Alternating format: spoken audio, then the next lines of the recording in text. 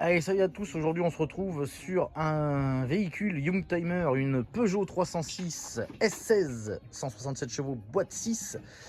Comme vous pouvez le voir, il manque un petit truc dans le compartiment moteur, et le petit truc en question, le voici, le voilà. Donc le moteur a été sorti pour refaire la caisse, et on va en profiter pour lui faire une petite distrie. Donc j'ai déjà déposé la distrie, comme vous pouvez y voir, j'ai pigé les deux poulies du haut.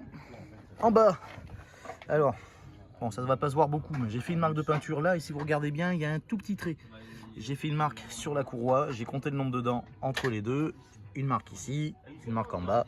On compte le nombre de dents en différence, le cas échéant. Je viens de changer la pompe, et après, on va assez simplement remonter la courroie, remettre l'enrouleur après, et le tendeur juste ici. Et puis je vous reprends juste ensuite. Alors cette fois-ci, donc comme vous pouvez voir, le train de courroie est remonté, donc le cheminement est fait, la tension est faite. Alors je vous explique un petit peu tout ça. Donc là, on avait notre paire, ça risquait pas de bouger, c'est pigé. J'avais juste compté le nombre de dents entre ici et là. Donc je sais pas si on voit, il y a un tout petit point blanc qui était mon repère, donc il a aligné avec le petit coup de poinçon sur la poulie du vilebrequin. On a changé la pompe à eau, tant qu'à faire. Le tendeur il est neuf, l'enrouleur est neuf également, c'est un kit complet effectivement.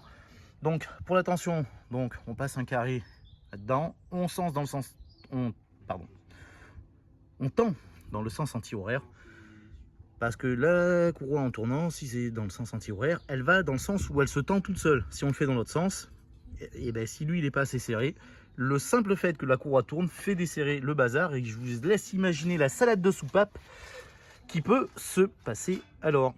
Donc on tend, et j'ai pas l'appareil, le sim pour faire en fonction de la fréquence, donc on prend le brin le plus long et il faut tester juste comme ça. La technique du quart de tour, je lui fais faire le quart de tour en forçant mais sans plus, et c'est ni trop peu ni trop, c'est un peu compliqué à expliquer comme ça dans une vidéo, c'est plus du ressenti qu'autre chose. Donc maintenant je vais finir de brider le tendeur et on est bon, et il reviendra bientôt là-dedans. Incroyable, exceptionnel. J'ai rangé. Et alors, en plus il l'a rangé. Et donc, maintenant on a fait tout ça, pour s'assurer que tout va bien, on va faire nos 2 tours moteur. Donc hop, si j'arrive, assistant s'il vous plaît. Hop là, alors on est parti.